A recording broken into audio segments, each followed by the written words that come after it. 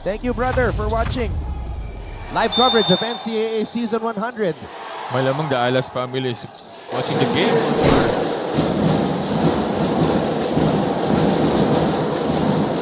6-point lead to begin the second period.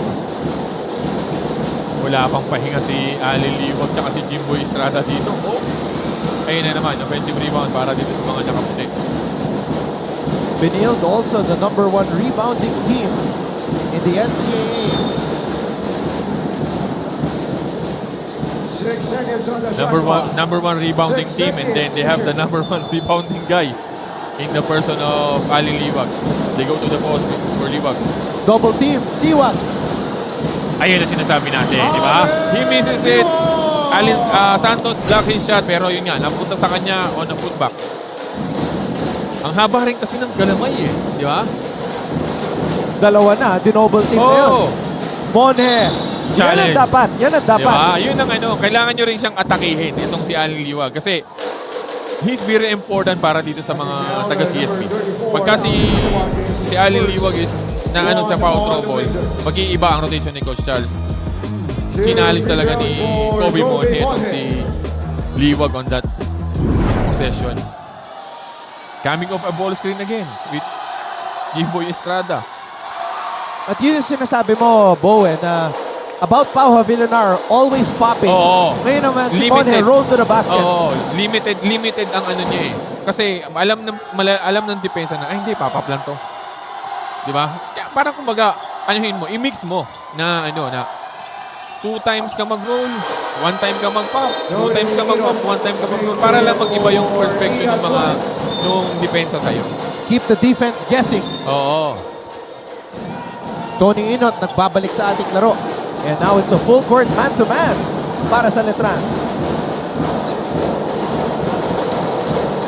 So the 3 former Bedans, now Benildians, on the floor. Inot, Cometa, and Sanchez. Si Santos talagang dine-deny itong si Liwag. Wild pass. There was a deflection there.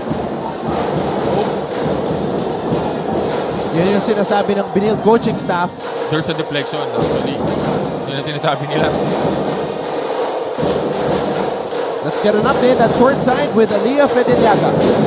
The leaders of the pack want to live out the mantra of Season 100 by inspiring legacies of their own. Sabi ni team captain Pau Villar that although he cannot make any promises, gagawin niya ang lahat to bring Letran back on track and restore its former glory. Meanwhile, the legacy that team captain Mark Sanko wants to leave behind is a positive mindset and collaborative environment. He also hopes to inspire Benildians to use their platform for good and give back to the community. That's all from courtside. Back to you, Anton and Bo. Thank you very much, Aliyah. And while Aliyah was reporting, Jimboy Estrada with a nice baseline rainbow. At makikita natin dito, Bo. Di ba? Yun yung sinasabi natin na keep the defender guessing. Di ba? Hindi niya, kanina, assist for Monhe. Ngayon naman, siya naman. And ito na yung biggest lead natin of the ball game at 8-24-16. Ayun. May agaw dito. CJ Delfino. No-look pass. Monhe. Spinning.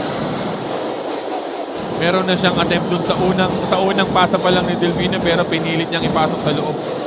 Oh! Santos with a rejection. Actually, quality minutes ang piniprovide dito ni Santos. Depending Liwag on at one point, and eto naman. Akala ni Sanchez, libre na siya, pero hinabot siya nung kambal na ni Raymond Almazan. Another former diba? Letran knight, Raymond Almazan. Santos erases that shot. Itong Letran, they have the yung mga mahaba na skinny, no? Raymond, ito.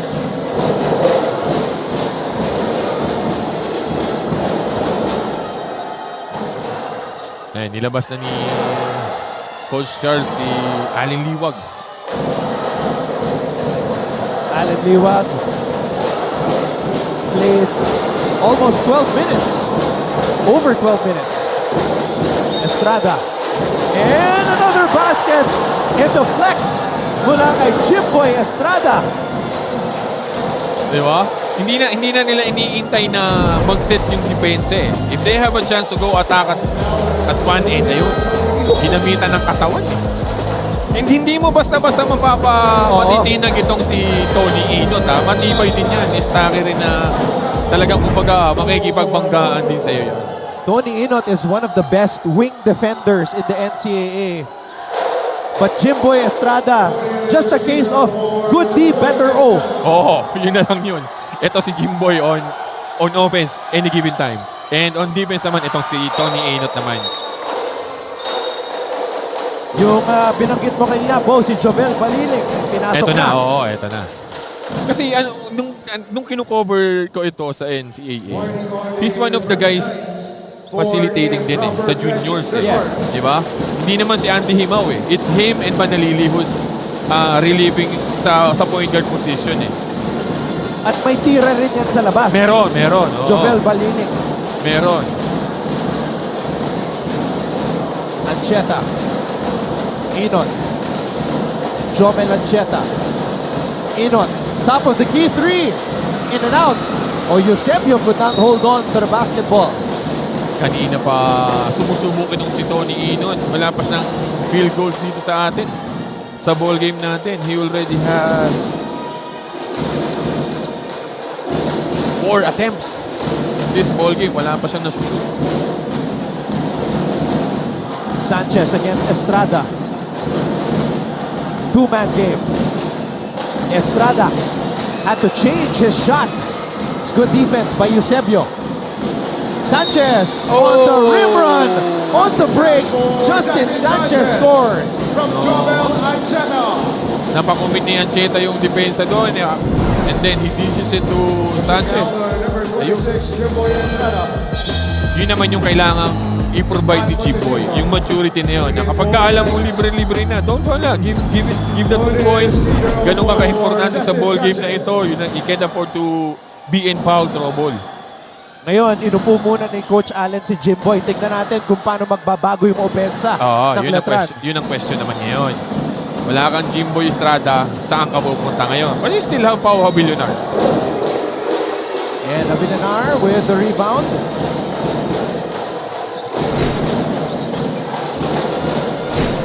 Likot ng depensa ni Ancheta. Actually. And pinipressure niya from the backcourt ha. Hindi yung basta ano lang. Delfino to Montesilio for 3. And Ouch. Medyo from our vantage point, medyo merong close piston. Sumenyas agad yung referee. Oo. Actually. It's a foul on Abilionar. Oy! Ayun lang. Wow. It is a sure foul on Abilionar. But after the foul of Abilionar, yun ang question kung anong itatawag ng ating mga referees. And they're reviewing it. You will expect a physical ball game. For sure. But that's something That's something I out. did not want to see. Something, medyo above the physicality of the ball game. And I feel so bad for Jomel Ancheta because he's been playing well, Bo. He's Maganda playing. yung kanyang pinapakita. The next question here is, kung ano yung tatawag ng ating referee, worst case scenario, he'll be thrown out. Yeah. Worst case scenario. That's the worst case scenario. This is not good to say, but we have to be honest. May mga mata tayo, Bo. We have 2 eyes. We were watching it live. We saw what we saw. That was a punch. Oh, that was a punch. That was a And- move that should be done in boxing and not basketball. And it's not even in the body. It's in the head. And again, we're not promoting this, but we feel for Ancheta because he's been playing so well. He had that big 3 against San Beda. He's the starting point guard of Benil. So to do this just hurts. It's a foul on... Regular foul on Villanar, for sure. Uy! That's a double face. So, ibig sabihin, thrown out itong si Ancheta. And the next question there is, if you were thrown out, ano ang magiging sanction ng ating commissioner? Di ba? Kasi pagka ganitong mga, if I recall dun sa mga ano natin, yung mga ganitong instances, there's a suspension for sure. Yep. There's a suspension for sure. That's at least 1 game suspension. Oo, kasi yung nare-recall ko, same team, Apparently, game 3, there was a foul on number 9, Will Paul Gozo Villonar. against a Billionaire ulit.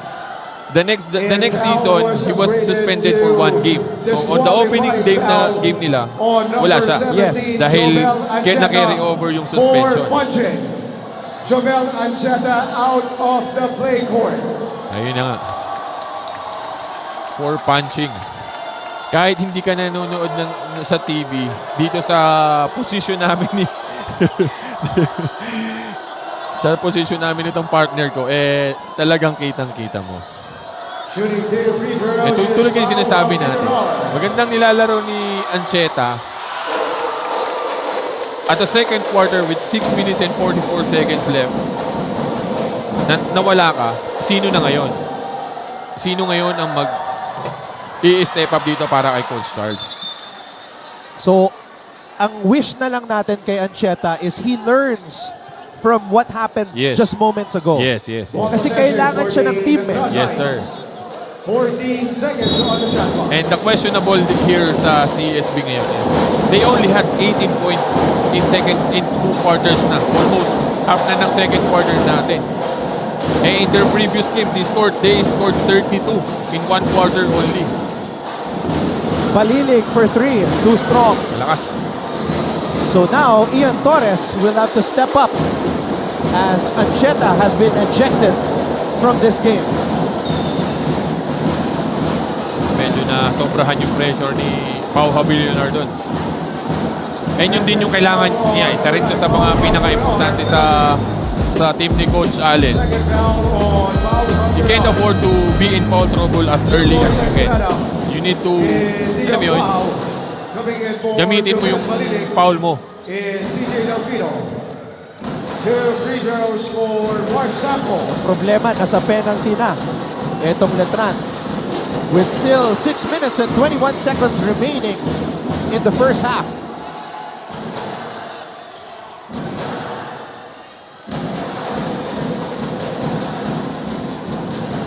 Second free throw for Sako. Shadow malakas. Uy, ayun na naman. Namin din si Eusebio.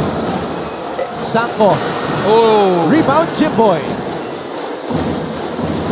twice. Dalawang offensive rebounds para dito sa mga taga-CSP. Estrada. The switch comes. Estrada. Montecillo. Stolen away by Eusebio. Anton Eusebio Oh! with his first dunk in the NCAA. You knew it was coming. Chini-chase daw pa siya doon ni Jimboy, kaya lang hindi naabutan. Ayun naman. Montecillo. Steady Eddie para dito kay Montecillo, pero di pa rin tayo makaget over doon sa dunk ni Eusebio na yun. Kami ko pa steal. I've been seeing that during the preseason. Finally, we see it live in the NCAA.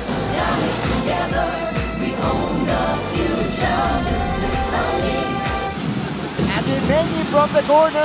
Nope. Inot. Feeding. Top meta for the finish. Forcing another turnover and a transition layup. Highlight yun hindi na binaba. Dampot, angat agad. And another takeaway. Inot. Full header seam. And Benilde has fully come back in this one. First deadlock of The future. Mancom representative from Jose Rizal University, Sir Paul Supan. 9-point lead for the Knights. Melchor Divina, Mancom rep from Mapua University. I've been seeing it in the preseason. Now we finally see it in the NCAA. Anton Eusebio with the throwdown. Welcome to Tonton's world. And that Montesilio with the response. Steady Eddie itong si Montesilio ngayon sa ball game natin.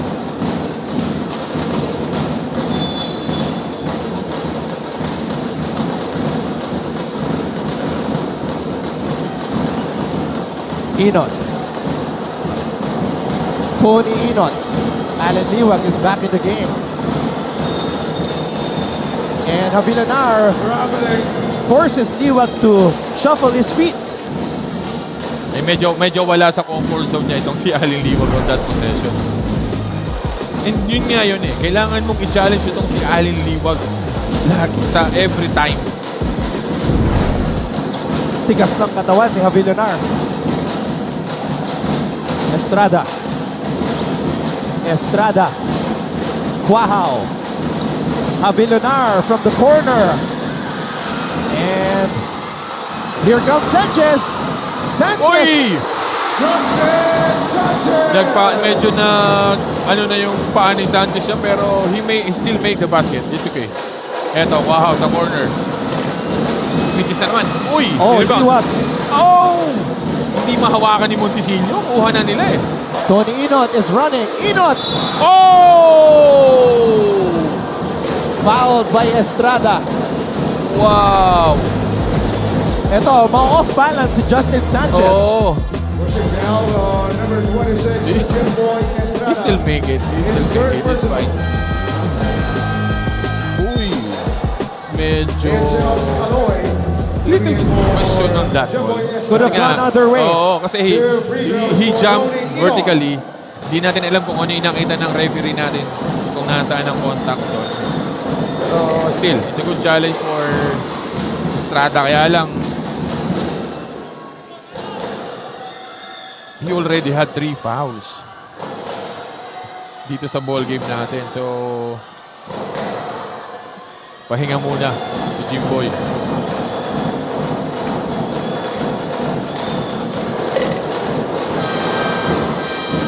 Charles Dimano. Lead cut down to 5. In for Kobe Monet. The Letran Knights will play without Jimboy Estrada for the remainder of this second quarter because he already had 3 fouls. Nako, mabigat Diba? yun. Yun nga eh. Yun ang ano ko, gumambol si Coach Allen doon na meron ng dalawa. Eh, ito naman. Wow! That's a pro move ito right naman. there. Oo. Pau Havilanar, footwork. Sabi ni Pau, kahit wala si Jimboy, nandito ako. Liwag. Inot, susubok mula sa labas. Tony Yo! Inot for 3. After how many tries? Ito, first field goal para dito kay Tony Inot. Who already have 5 points. Galoy. Montesilio, 3 for 3. Montesilio, too strong. Inot with the rebound. Si Inot na ay nagpapasility dito para sa Letran. Ito, Liwag. Yun naman. Liwag from Tony Inot. Pag binigyan ka ng ganong kaluwag, ititira mo talaga yun. Alan Liwag with 8 points and 7 rebounds. Montesilio, Havilanar, aatake. Havilanar, yun lang. Malakas lang yun. Tira niya dun.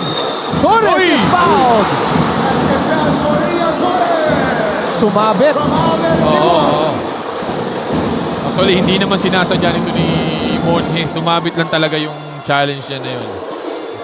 But they will review it for Now sure. number 29. Ayan. There is Big time triple mula kay Tony Inot. Kanina niya pa sinusubukan yan. Ito yung pasa niya kay Liwag. Sobrang layo ni Pau. Good read by Liwag. Oo. Now, eto naman. Wow, on that angle. Medyo hinataw niya doon. On that angle.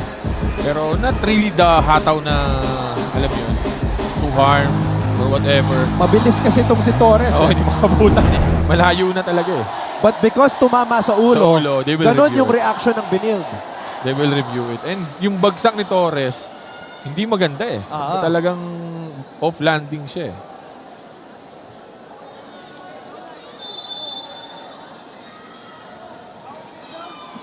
Oh, Okay. unsportsmanlike foul called on Deo Quajao. Upon review, foul was upgraded to unsportsmanlike foul. Criteria 1 on number 29, Vince Wow, for contact with an opponent and not legitimately attempting to directly play the ball. So they upgraded the regular foul on Wow.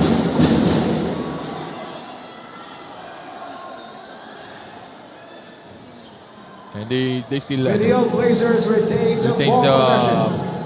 14 possession on this seconds on one. the shot clock. Balikan naman sa Benild. First lead since 2-0. Inon for 3. Tony Inon! Another one! Kanina pa natin hinahanap yung umesa ni Inon. Eto, dalawang sunod na tres. Right on time. Kailangan. And ito na rin yung pinakamalaking lamang ng Benild at 4. Montesilio, spin move. Galoy. Oh. And that's a foul on Liwag. Medyo napalakas yung tulak ni Alin Liwag doon. Pushing down number 34. Ito yung Alan Liwag. tira ni Inon kanina na nagpabuhay para dito sa Timeout round and ng drawn Benild. noise. Coach Alan Ricardo calls a timeout. His team now trailing by 4. This is a moment sa puso mo. The sky is the limit. Simula kanina, tinatry talaga niya. Tinatry niyang buhatin yung team. Pero ngayon pa lang siya nakakakuha ng break. Tagle missing. Guadagna. Oh, fakes the 3! Mac Guadagna! And the LPU fans are coming alive as the Pirates are making a run here in the second period. Santera calls a timeout. Oh! It's a jam-packed Phil Oil Eco Oil Center dito sa lungsod ng San Juan. And the ladies looking good on this Sunday. Kitang-kita sa ating Tropa Cam.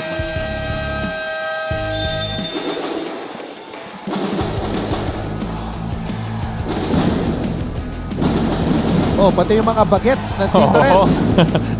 They were enjoying the ball game. Itong mga bagets na to. And it's been a good game.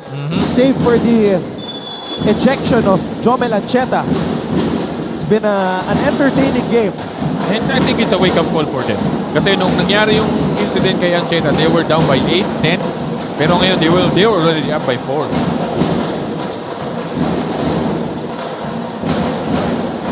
Galoy on the attack. Dimaano. What a save by Kahuko. Inon. Torres. What a run by Benil.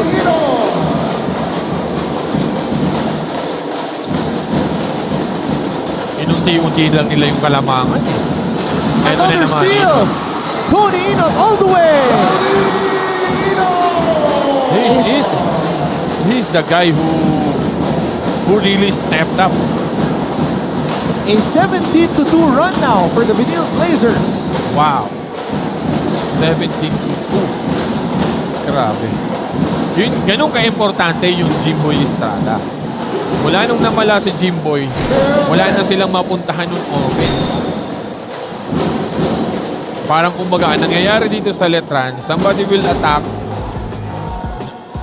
They will find a guy. Ito yung atake ni Inon kanina. Titiran sana sa labas, kaya lang nakita niya, it's 2-on-1 eh. So, and then ito yung steal niya. Tony Inon, one of the best at anticipating passes. Silang dalawa ni Clint Escamis, napakagaling sa pag-anticipate ng bola. Oo. Yung malalaman mo talagang mga legit defender eh, sa mga ganyang klase ng nila eh.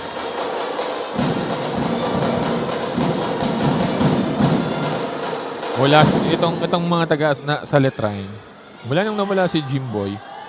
They're just running a simple ball screen and then the question there is what's next doon sa kanila. And the problem is the guys that are running the ball screen are not Jimboy Estrada. Oo, di ba?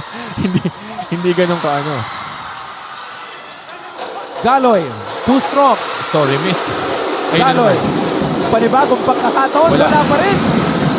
A lot of sorry misses Oo. for Letran. 3 times yung attempt na yun. Cometa. Eusebio. Inot.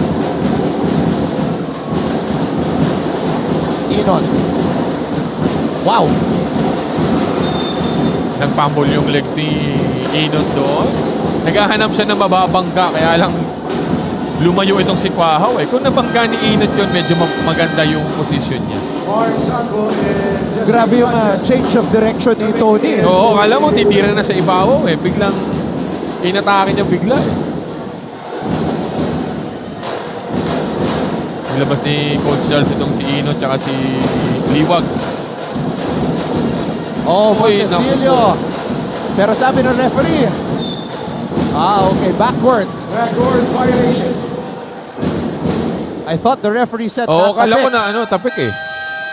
Allen Liwag coming in for Kasi kapag ka gano'n, natapik, pwede mo damputin ang ulit. coming in for the Knights. Wala. Pero hindi. Wala. Kaya hindi rin pinulot ito ni Montesilio eh. Bo, yung pangatlong point guard, Jace Miller is now in. Oo, ito na. Pinupose na agad siya doon ni Cometa. Alam niyang he has the size and the height advantage. Liwag. Malakas. And Jace Miller comes up with the rebound. Miller slowing things down. Miller. Abidonar for 3. Short. Wow. Abidonar. Back to Deo. Wow for 3. Wala pa rin. Kanina pa nila sinusubukan sa labas. Wala silang hindi mahulog-hulog para sa kanila. Eto, Liwag. Liwag on the move. Alan Oy! Liwag draws the foul. Uh-huh. Sina-challenge din niya yung si Habilinar dito. Now, Ah. number 2, James Miller. Inaatake niya rin. Inaatake nito ni Liwag si Habilinar dito. Pero maganda. For Allen Liwag. Maganda na yung depensa ni Habilinar. Tinapikan lang nito ni Miller. Ang takeaway ko doon, Bo, kaya na mag-dribble ni Liwag from the 3-point line. Yun na nga eh. Yun na nga eh. Kasi nung nasa EAC siya, wala. Ano lang talaga? Sa poste lang siya. Ay, talagang rebound. Ganun lang ano niya eh. Rebound. Putback. Screen. Yung mga ganun lang ba? Yun yung mga kailangan mo namang i-improve if you really wanna excel in the league. Mga simpleng bagay na ang gumagawa is mga guards. Kasi post up for the bigs, normal eh. Yung nagdi-dribble ka galing sa labas, yun yung medyo questionable eh. Kasi you are a big eh. Approaching the half-minute mark. Final half-minute mark here in the first half. Oh, a foul on Kahukom. Yun naman yung ayaw mo. You were in the penalty, tapos papaul ka ng napakalayo sa bola. They're not even in the position to take the Tony shot. Inot and Allen Liwag coming in for the Blazers. 2 free throws, Neo Quahaw. Deo Quahaw, a player that has to find his groove, especially his outside shooting. Because coming into this game, Quahaw not shooting good. 6 out of 27 from the 3-point line. So napakababa ng percentage niya from Oo. the 3-point line. Last year, he was one of their best shooters. One of the best shooters in the NCAA. Pero yun nga, yung kumpiyansa na andun eh. Nandun yung kumpiyansa nito ni Quahaw eh, na in a given time, titira siya, bigla mo ng puwang.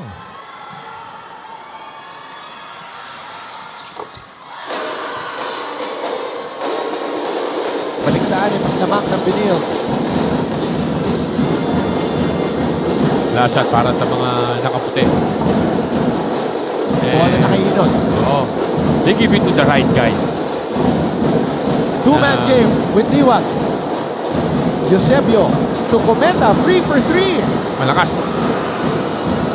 Eusebio has time. Eusebio at the buzzer. Almost. And the end of the half is 41. What a run to 35 by the Benil Blazers. They were trailing by as many as 11 points. But now they lead Letran by 6 at the half. Together, we own